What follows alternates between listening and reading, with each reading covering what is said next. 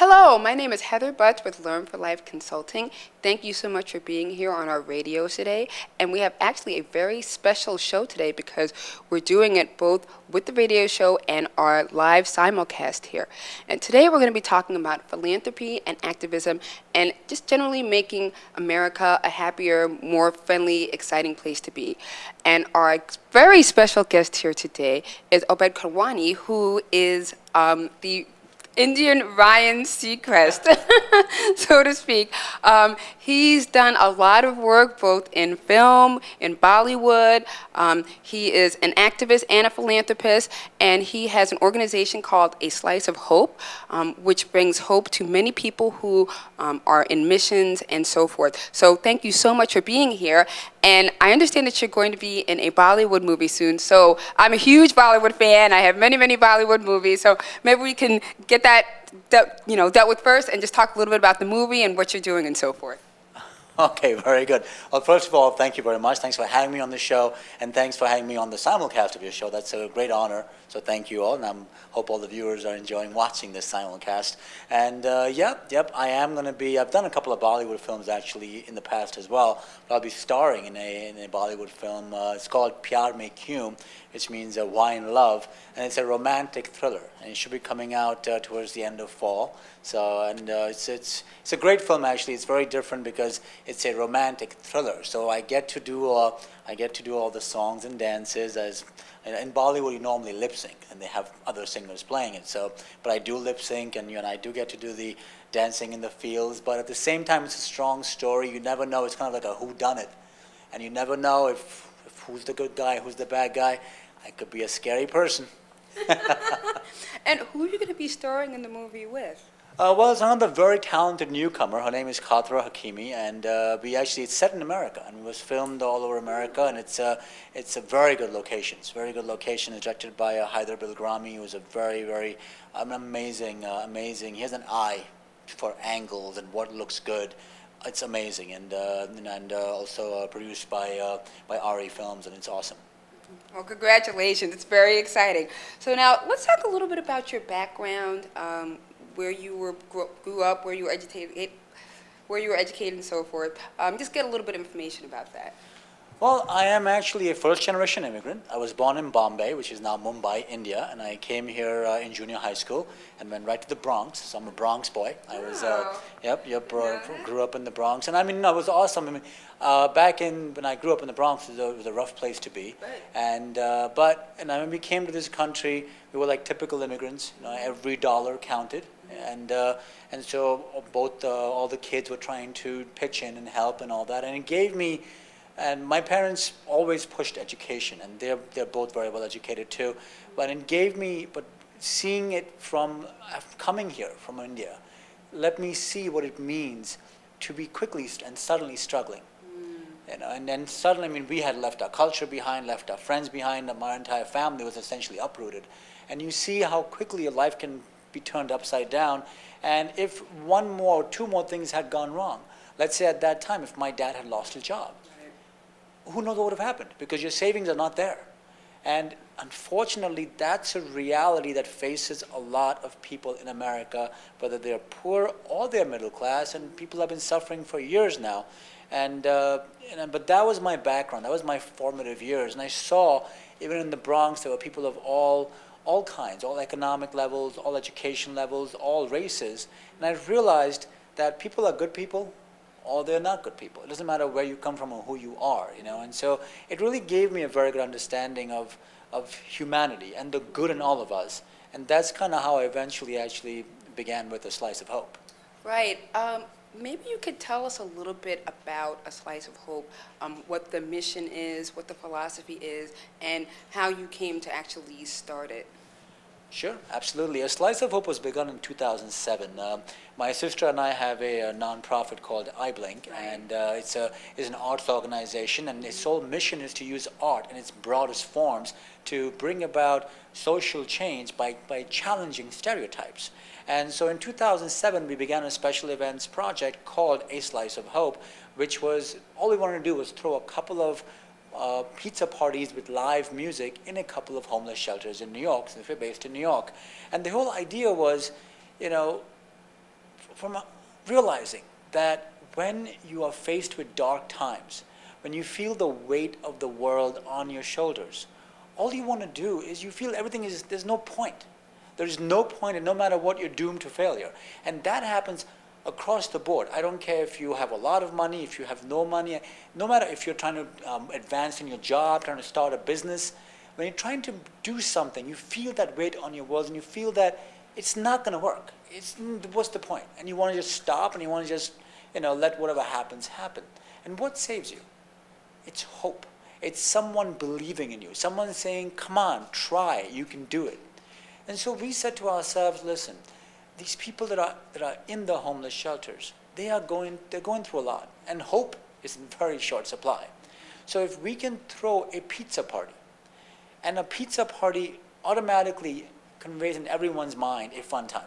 It takes you back to when you were a kid, hopefully. It takes you back to when you were able to just hang out with your friends and hang out with your family and eat pizza and listen to some music and have a great time. So we said, let's bring that into the homeless shelters. So we throw pizza parties with live music, and that creates moments of joy and happiness. And one, it feeds the body. Two, it energizes the spirit, creating hope.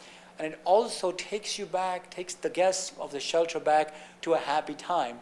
And you remember that things can be better, and that helps someone fight on. And every time you create a happy memory for someone, it's sustaining. You remember it. I mean, what are we? All of us, but a collection of happy memories and sad memories. Right.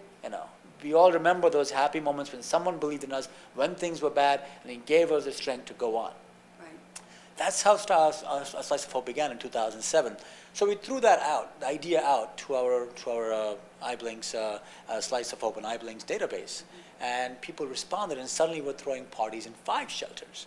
And then the following year, just by the word spreading, we threw parties in 13 states, seeding the states. And then it's been 25 states ever since. And and it's been very good because we have a very simple concept, which is every dollar sponsors 2 slices and live music for a person in need. And we've kept it that way because, one, we've been very, very fortunate. We've had very, very generous partners from the pizza industry. The past few years it's been Domino's, who give us the pizzas for severely discounted prices. And that allows us to give that kind of sponsorship level to people. And why is that very important? That's very important because no matter who you are, whether you're rich, whether you're poor, whether you're a student, whether you're a senior citizen, whether you're a child, we directly empower you to make someone's life better. We directly empower you to have made a happy moment in someone's life that can possibly inspire them to fight on and change their life. $1, the power of $1. And when people at the parties, the parties, when these parties happen, the homeless shelters, there's stacks and stacks of hot pizzas rolling in, and there's excellent musicians who volunteer playing at the party. We have at some parties we have saxophonists, some parties we have drummers, some parties we have jazz duos, some parties we have singers, some parties we have entire bands. And so it's a completely festive atmosphere, and you can see what it means to these people. We meet to these shelters guests, and we get so many letters and so many stories from the shelter's directors, from the shelter's guests, from all across the board, and telling us that, hey, we had an 11-year-old girl write to us just a couple of weeks ago, and she was volunteering at the shelter in Orlando where we threw a party during a Slice of Hope week. And she wrote to us and she said, I've done an essay for my class. I want you to know about it. And in that essay, she's saying about how she went to the party with her mother.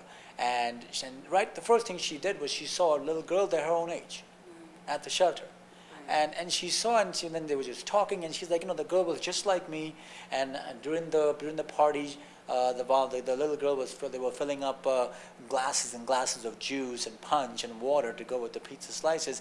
And she said, I was able to make so many people happy.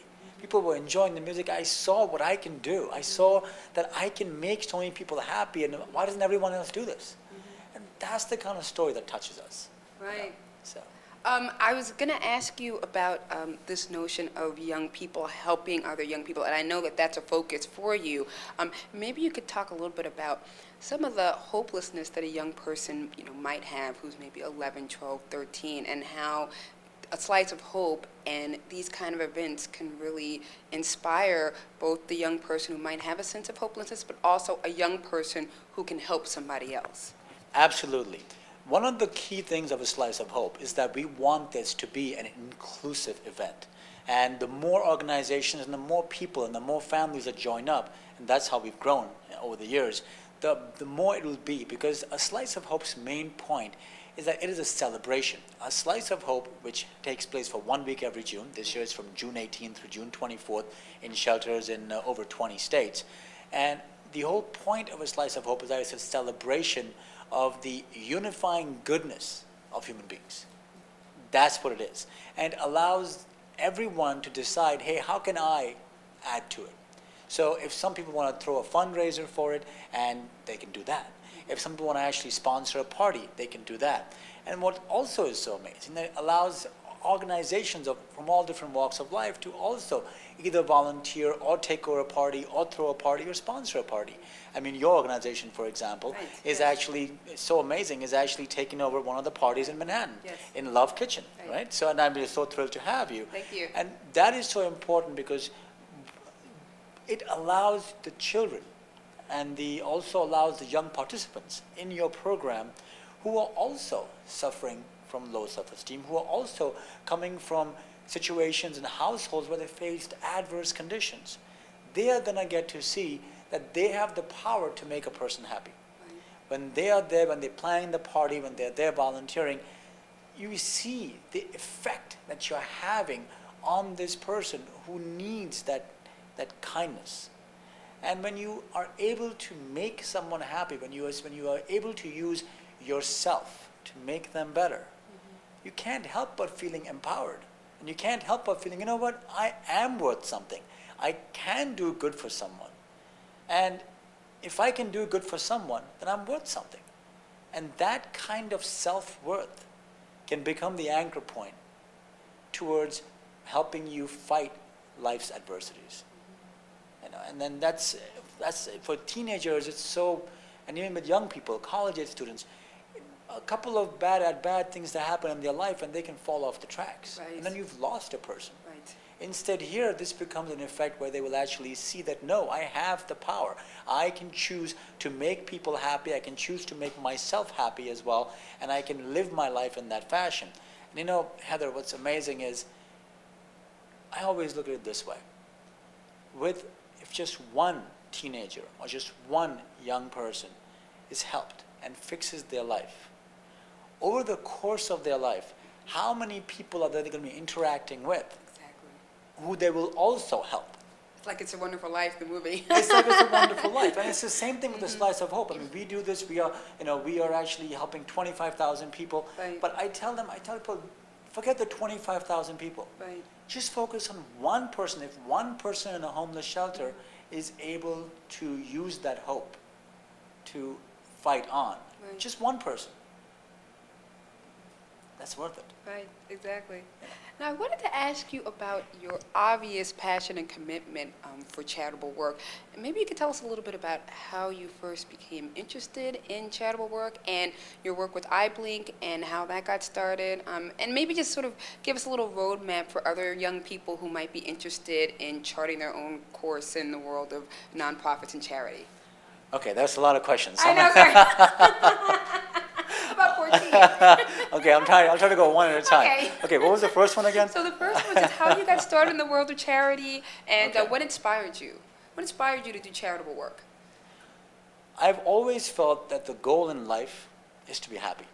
All of us, when we go through life, all that we do, trying to be more, trying to have a family, trying to get a good job, whatever we try to do, trying to have friends, why do we do all that? Because all of that is supposed to make us happy. It makes us feel good. That's the goal. And so what keeps us happy? Once you get to a point where you've worked on yourself and you have a good job and you have family and you have friends, then you should be happy. But what keeps you happy? What prevents you from stagnating? Because at that point, you have to reach out beyond yourself. You have to help others who are trying to help themselves to become happy. You know, and only then can you then feel the joy because you see you've made someone happy. Right. And that's where my whole life philosophy comes from, and that's where the whole philosophy of A Slice of Hope also comes from. Just making one person, giving one person a happy moment, trying to make them happy. You know, so that's it's that, and that's now where does my passion sustain? That's a very good question because I want to be honest with you. I want to be honest with your viewers. It's hard. Right. This is hard. It's not because this is not. I know this is not my full-time job. Right. This is a volunteer giving back that I do, and it's really hard. And we need your organization's help. We need all your viewers' help. We need everyone's help because raising funding is hard. Every dollar counts. So if people want to donate, they can go to A Slice of Hope and donate because we need the donations because every army travels on its stomach, as they say, and it's really tough. So please help us anyway. If you want to do a fundraiser with your family and friends, please feel free. Let us know and we can arrange that. If you want to send donations directly, please feel free and do that. That's very important. If you want to send us letters encouraging us, please do that. If you know anyone, it's hard. So what sustains it? Right. What sustains it is the fact that all of our supporters, our volunteers, our party sponsors, our donors who are trusting us. I get phone calls, come around March, around April, I start to get phone calls from some of our regular party sponsors saying, hey, Obaid, it's March. Why haven't I heard from you? That party's mine. Right, right. Yeah, and I hear that, and it just moves me because if I am blessed with the trust of people and the response that they trust me, to, like one of my sponsors said, she said, look, I've run my business. I have no time. This is the one time that I can step out of myself and affect others purely for the joy of giving, and thank you for that. And that moves me. When I hear from Sunita Sukraj, who is our project coordinator in Orlando, who sponsors and raises funds for 2 parties in Orlando shelter. She's a single mother with 2 young daughters, and she's doing this because she wants to make a good example for them. And every year, every few months, when Sunita calls me and thanks me for the opportunity, It's amazing. it blows my mind. And it inspires me because if people are going to trust me to kind of steer the ship, then how can I not accept that responsibility? How can I say, okay, I'm too busy working on a film project or working on an American show or working on a magazine ad, so I'm not going to do it. I cannot do it because the support and the trust and the joy that I see from all the donors, all the supporters, all the sponsors, it moves me. 2 years ago, I had a letter that was sent to me from a lady in Pennsylvania. We do a party in Upper Darby, Pennsylvania, and she said, I really want to volunteer. I said, sure. She said, I really want to volunteer at that shelter. I said, okay. She said, really? I said, yes, I understand. And she said, I have no money. I'm struggling myself, but I want to give back by helping. I'm like, absolutely. Come, volunteer. We can make it happen. I managed to go to that party myself, and I met her. Belinda was her name. And she said to me, let me tell you something. I wanted to volunteer here so badly because I myself have often been in this kitchen. And now I'm here and I'm able to, I'm supporting myself, but barely, but I wanted to come back and make this happen for others. And then this young lady, who also, by the way, suffers from MS, but energetic fireball, this lady then hands me an envelope.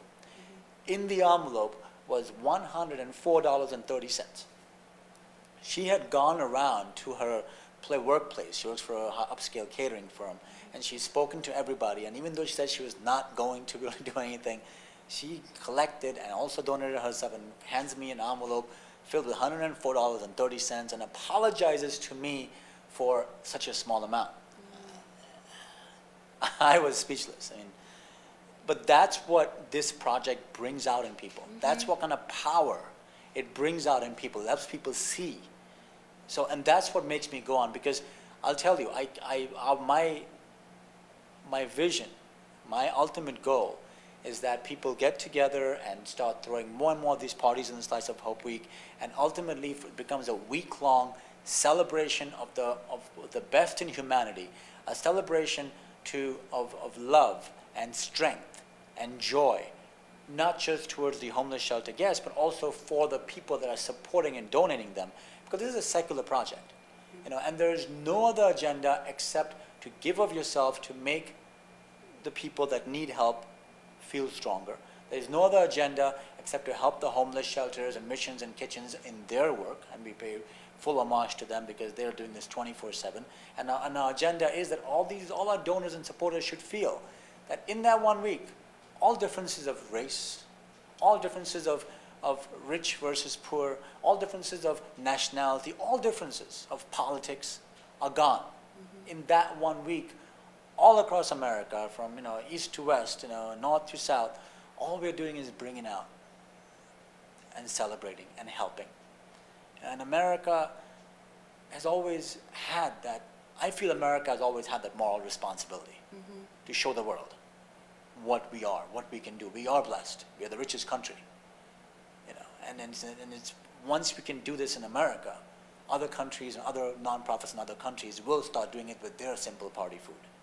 And so that is the goal, and the eventual goal is to have a telethon, kind of like how Jerry Lewis was having a telethon for muscular dystrophy, and we can do that, and we can make this a huge revenue windfall for the shelters and for the missions and for the kitchens and for the food banks.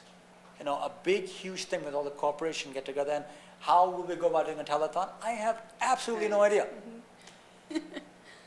But that's the beauty of a Slice of Hope. It's got magic in it. When we began in 2007, I had no idea this would be in 25 states. I had no idea I would spend months of my life doing this. But here we are, in year number 6. And so yes, I think we can do it. And if I tell your entire audience, if you know anybody who's in a position of power, whether it be a TV producer or a TV executive or any kind of a philanthropist or any kind of person with an entertainment background who wants to help make this a reality, please contact us. Because this is about all of us. This is not about a Slice of Hope, not just about the organization, a Slice of Hope. This is about everyone getting together and creating that hope and that joy. And that drive, that passion sustains me. Every year something magical happens, at least one thing that makes me go, wow.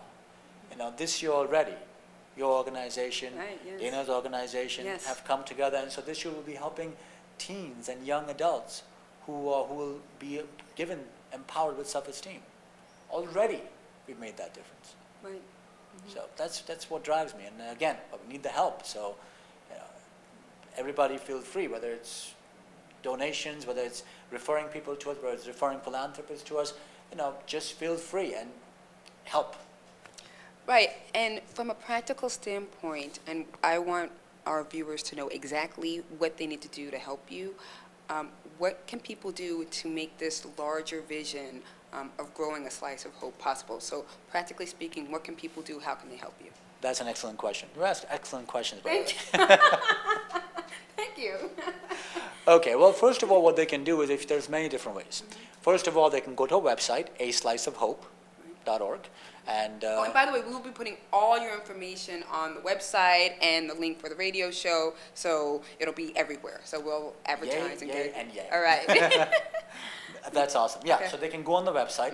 We have donate buttons right there, and we are 501c3, so everything is tax deductible as well. They can donate right there. That's one thing. The second thing they can do is they can go around to their friends and family all around their businesses and collect the money and donate it as a one pool donation. They can do that. The third thing they can do is they can contact us and say, hey, can we throw a pizza party at a shelter in our area?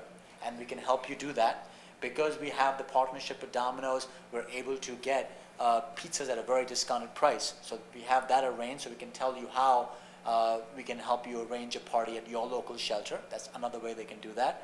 One more thing they can do is that we are also we have a Facebook page, A Slice of Hope on Facebook, and we are also part of Crowd Rise. What that allows us to do. Oh, right, great. We are too, actually. There Yes. you go. So that will allow us to do is you can easily set up a fundraiser for A Slice of Hope. Yes. And it can be anything, and that's the beauty of it.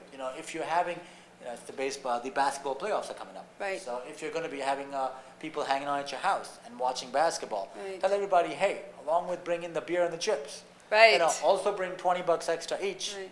and toss it into this pot. And the day we'll make the donation over to a Slice of Hope. Right. You can also, using CrowdRise, make a fundraiser of any type you want. You could have a fun bowling night. You could have a fun night at the video game parlor. You could have a fun night at your pizza parlor. Right. Any kind of fundraiser you want, you can set up. It's very easy. It can be small. It can be big. Whatever you want to do. Right.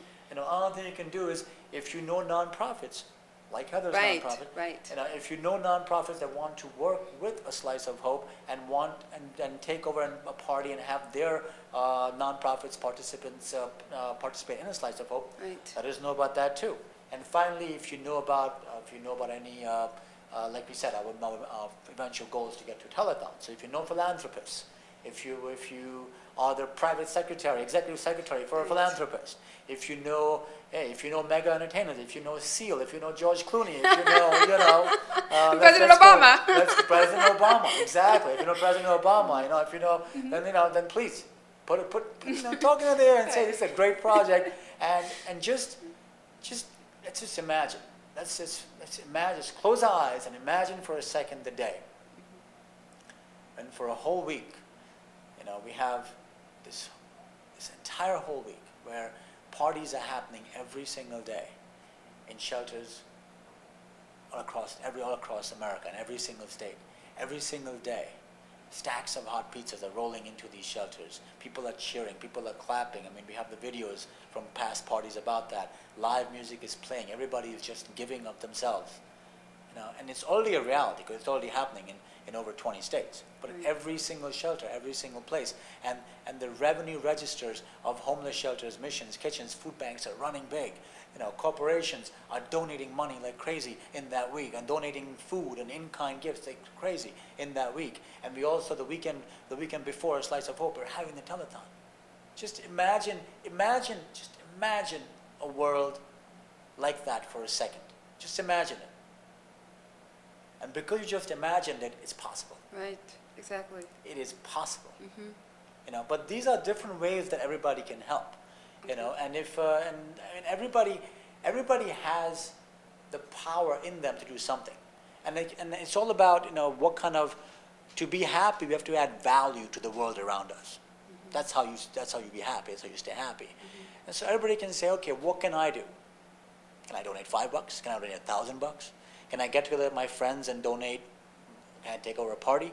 And we're not telling anyone to go beyond what they can do, but do what you can do. Right. And then influence others about what you can do. Right. So yeah, I mean, those are different ways. Right. Yeah. Just interested in, and as an aside, CrowdRise that you mentioned is a brainchild of actor Ed Norton, and I would encourage everybody out there to search for A Slice of Hope on CrowdRise because they do a really great job of getting the word out. It's a fun website. They do a really nice job of connecting organizations and people, so definitely go and check them out on CrowdRise. Please do that. It's interesting because my nonprofit, Health for Youth, and Project Ready, which we were first linked with to you through Dana Racklin, we are all obviously very committed to the work that you're doing and committed to the young people that you help. Is there one young person's story in particular that when you think about A Slice of Hope, you think, you know what, that story on a daily basis inspires me to do the kind of work that we're doing, or one story from a shelter that you've either heard or seen firsthand that just sort of really says to you, this is why we do what we do? There is. There's quite a few stories. I'll pick one. About 3 years ago, we were in a shelter in the Bronx. We were throwing a party at a shelter in the Bronx, and we also have these parties photo documented with the permission of the shelter's guests, so we can show our donors how we're using their money. And so we had a photographer who was volunteering, and then suddenly my mom actually was volunteering at the shelter as well at the party. And my mom comes to me and she whispers in my ear, "Something is wrong, your photographer is crying." I said, "What?" So I went to her and I spoke to my photographer and I said, "Are you okay? What's wrong?" And she says, "I'm fine." She says, "See that lady over there?" And she points at a lady. She's saying that they have that she came to the lunch party, but that she doesn't want to eat the 2 slices of pizza. Instead, she wants to take it home to her husband because her husband is sick and he is unable to come. And she is hungry, but she's saying, I would rather be hungry, but if I could please just ask you to get permission from the shelters, the administration, to pack up these 2 slices, take them out of the shelter to my husband. If they can make an exception, I will not take more than the 2 slices that are and so I'm not going to waste them. But please, I don't need to eat, but he needs to eat. So please let me do that. Oh, that's incredible. Yeah. And so, now, of course, we said, please sit, eat, and then afterwards, we spoke to the shelters. Because, the shelters want to make sure that food doesn't get wasted, doesn't get thrown away, and we understand that. But they made the exception. We, of course, let them take the pizza slices to the lady's husband as well. Stories like that. There's another story from a shelter in Massachusetts, actually. And there was this family there, a family of 4. One of the eldest child was handicapped. He had I forget what he had exactly, but basically he had some kind of a mental deficiency, and they had just immigrated from Dominican Republic, and so oftentimes one of the good things is when you go to these parties, the shelter's guests, when you walk around just saying hi, they say, oh, why don't you come and eat with us? And I highly encourage people when they're volunteering, once you're done volunteering, please sit down and break bread with them, because this helps you feel where they're coming from. So I sat down and I'm having a slice with them, and the lady says to me, thank you so much for doing this, because we just immigrated from Dominican Republic a week ago. We are not yet set up with social services, so we're not set up with school yet. So we don't know how we have no resources set up yet. So we didn't know, especially with a special needs child as well, we didn't know where we would eat, where we would stay, how we were struggling. And just out of the blue, to have this party happen. We come here and suddenly there's all this celebration happening. Look how happy my son is. Look how happy my daughter is. Daughter was 9, the son was 13. And I'm sure that's a really excellent point, because I'm sure with a lot of these parties, you get people who, they find out about the party, maybe they don't even know the resources that are available to them in the community, then they come to the party and they find out what's going on at the shelter, the mission, so it's helpful for them to learn what else is possible for them in terms of assistance and help and resources within their own community. Absolutely, that is absolutely correct. And there's 2 things to it. First of all, I want to dispel a myth. There's a stereotype that many people have about who is in the homeless shelter, what they look like. It's a completely wrong stereotype, because there are people of all kinds in the homeless shelter. There are people that look like everyone's grandma and grandpa. There are infants. There are teens. There are young adults. There are abused women's shelters. There are abused women with families. There are low-income shelters. You have a lot of veterans of the armed forces, of the Army veterans in these shelters. And that's a big tragedy. These people have served in the Army, performed a service, huge, and they're heroes. They're in these shelters. Of course, you have people who are struggling with chemical dependency also on these shelters, but there is no one type. You have everyone of all kinds in these shelters, and that's the first myth that I want to dispel. And if you go to our website, A Slice of Hope, and if you look at the video that we have on there and the gallery that we have on the photo gallery, you will see there is every single type you can think of, every race, every nationality, every type, all ages, all demographics. That's one thing. The second myth is that everybody who eats in the shelter is homeless. Not true. Not true at all. Sure, you do have people that are homeless also in the shelters. That's the whole point. But you have a lot of people who are the working poor. These are people that work 50, 60, 70, 80 hours a day, but do not make enough to feed their family and pay the bills. They have to make a choice of what they're going to do. Imagine, again, let's imagine, put yourself in that position. Right now in America, it's very sad. Latest statistics are that there are about 15 million poor people in America. 1/3 of them are children with families, families with children. 1/3 of them. In New York alone, there's about 45,000 homeless people in any given night. 1/3 of them, again, fall in the child category. So I want you to, and now what does that mean? As we have discovered when the market had a downturn a couple of years ago, a lot of people live paycheck to paycheck. No matter, even if they're middle class, even if they live paycheck to paycheck. There's no savings. So if you lose your job or you get disabled or something happens, within 1 to 2 paychecks, suddenly you got no money coming in, you got no savings coming in, you have no safety net either. So now what? The landlord, who also needs to pay his mortgage, has to file the eviction. And now you're on the street. Imagine, everybody in the viewing audience and listening audience, how many savings do you have? If you, God forbid, got sick and had to suddenly spend your savings on rehab, what would you do after that?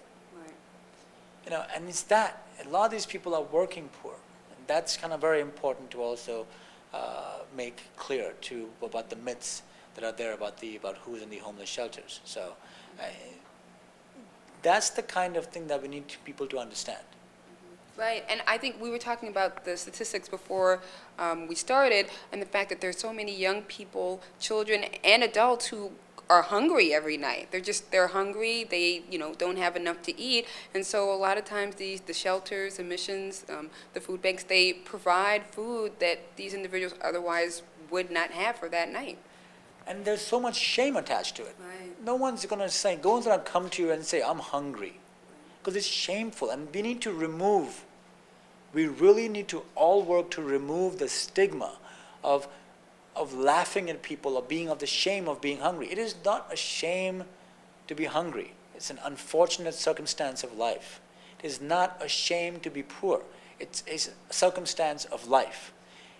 We need to create the opportunity to break the cycle of homelessness and hunger. Tony Butler, who is the executive director of St. John's Bed and Life in Brooklyn, said to me, they have one of the biggest kitchens and they do a marvelous job, said to me, it's about breaking the cycle of homelessness, because when we are born and when we are growing up, our parents have an expectation of what we're going to do. Oh, you're going to go to school, high school, college, you're going to have this kind of job, or you're going to have a vocational job, but there's an expectation. But if you are born into a family where the expectations are low, where if you're born into a family where there is a history of chemical dependence or alcohol abuse or abuse in general, or just poverty in general, cyclical poverty, then you don't have the expectation. Even when our parents and our family had that expectation on us, it is so hard anyway to not just give in. It is so hard anyway to not just feel the fear. But when you don't have that, what are you going to do? And that's what people need to understand about that as well, And what's the good thing about it is that when we give opportunity, the reason we work and throw parties in shelters and kitchens and missions is because we want to also honor the good work they do. By doing it in these shelters, missions, and kitchens, 1, we save them the cost of that meal. 2, we're not breaking the routine of the shelter's guests. They're able to go to the normal place. 3, there's something special about going to the normal place you go to and suddenly it's a festive atmosphere. Right. It's like going to your home and suddenly it's a surprise party or a known party. It's still fun. Right. So it's we do it for all those reasons. Also because in these places, there's so much more help and opportunity given to them to get back on their feet. And that's what it is. We need to create the opportunity. And one of the biggest ways to create the opportunity is to remove the stigma and the shame of being homeless and hungry. If you are homeless, or if you are hungry, or if you are poor, reach out. Reach out to the help given by the government. Reach out for the help given to your friends. And it's an unfortunate fact that if you are poor, and if you say that you're poor, or if it's clear that you're poor, your friends in your circle will laugh at you. It is sad but true. Teens and children are particularly vicious. I mean, all of us have been teenagers and teens, and everybody's looking to not be part of the in crowd. Sure. And to be part of the in crowd, you gotta pick on someone. The bullying. Bullying, which is a big issue now as well. And then if you're poor, when I was an immigrant, when we would just wear clothing that was just fine clothing, I had no issue with it. But it wasn't super great clothing. It wasn't name brand clothing. It wasn't the name brand sneakers. It was generic sneakers, and I would get made fun of for being poor, for not having. You know, when we came to this country and was part of, we had assistance with the lunch in the schools. It was a matter of shame. Oh, you get lunch assistance. Kids would laugh at you, and it happens also among the adults. We need to remove the stigma and the shame. It's okay. It happens. You know, it happens. You know, it's as that song goes, lean on me. Right. You know, lean on me. It can happen to anyone. And part of the good thing about what your organization and Dana's organization is doing, we throw these big parties like you're doing. Right. Dana's, you know, it's like it's going to be part of the community can get involved. There's a lot of information out there. It lets the shelters have more outreach as well. So, and then that is also the bigger overarching goal. That when we put so much light and put so much hope and joy and strength into this problem, suddenly it will not be a shameful problem. You know, suddenly it will be, hey, we're with you. Because every year people are used to it. Right. You know. Absolutely. I think we're coming to the end of our program, unfortunately. Time flies. It does. Time does fly. Are there any last words you'd like to tell our audience and the listeners and viewers, and other ways that they can, you know, make sure that they get involved and make sure that people get the word out and so forth? Yes. First of all, don't think about getting involved. Get involved. You know, don't think about donating. Please donate. Don't think about getting your friends involved. Get your friends involved. All of you have a leader within you. You have a leader within you who takes care of your family, or you have a leader within you who organizes parties for your friends. All of you have a leader within you. Find that leader within you and get involved. Donate to A Slice of Hope. Get involved. Tell people about A Slice of Hope. Get involved. Create a fundraiser. Get involved. Tell people who are in positions of power or your company to donate to A Slice of Hope. And if you have any questions about how you can get involved, email us. And we'll help you find ways to get involved. And remember, you know, this is about a celebration. Let's celebrate the best in you as you help those people who are struggling with hope and strength and joy. Thank you. Thank you so much again to our guest, Obaid Kadwani. Thank you so much for being here.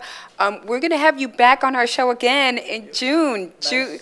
June 10th. Hopefully you will be able to make it back. That would be awesome. That would be wonderful. And we'll actually have some additional people who can talk about the wonderful work that they're doing, the wonderful work that you're doing.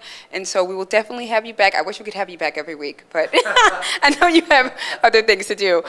Good luck with the Bollywood movie. I will be getting a ticket as soon as it comes out. So thank you again. And we look forward to seeing you again in June, and just keep up the wonderful, amazing work that you're doing. Thank you so much. Thanks for having me. Thank you. Bye-bye.